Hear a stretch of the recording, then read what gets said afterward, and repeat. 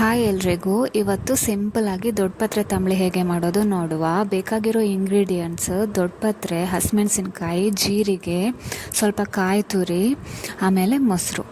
ಒಗ್ಗರಣೆಗೆ ಕರಿಬೇವಿನ ಸೊಪ್ಪು, ಸಾಸಿವೆ ಮತ್ತು ತುಪ್ಪ ತಗೊಂಡಿದ್ದೀನಿ. ಮೊದಲಿಗೆ ಪ್ಯಾನ್ಗೆ ಸ್ವಲ್ಪ ತೆಂಗಿನೆಣ್ಣೆ ಹಾಕಬೇಕು. ನೀವು ಯಾವುದೇ ಎಣ್ಣೆ ತೊಗೋಬೋದು, ನಾನು ತೆಂಗಿನೆಣ್ಣೆ ತೊಗೊಂಡಿದ್ದೀನಿ.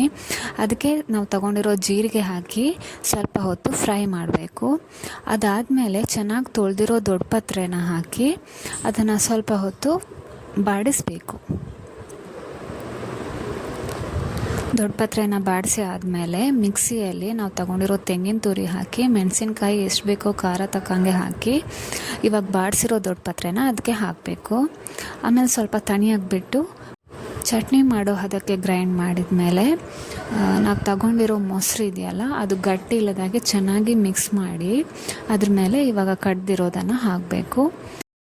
ಅದಕ್ಕೆ ರುಚಿಗೆ ತಕ್ಕಷ್ಟು ಉಪ್ಪು, ಆಮೇಲೆ ಸ್ವಲ್ಪ ನೀರು ಹಾಕಿ ಚೆನ್ನಾಗಿ ಮಿಕ್ಸ್ ಮಾಡಿ, ಆಮೇಲೆ ಒಗ್ಗರಣೆಗೆ ತುಪ್ಪ ಬಿಸಿ ಆದಮೇಲೆ ಅದಕ್ಕೆ ಸಾಸಿವೆ ಹಾಕಿ ಸ್ವಲ್ಪ ಕರಿಬೇವಿನ ಸೊಪ್ಪು ಹಾಕಿ ಚೆನ್ನಾಗಿ ಸಿಡ್ಸಕ್ಕೆ ಬಿಡಿ.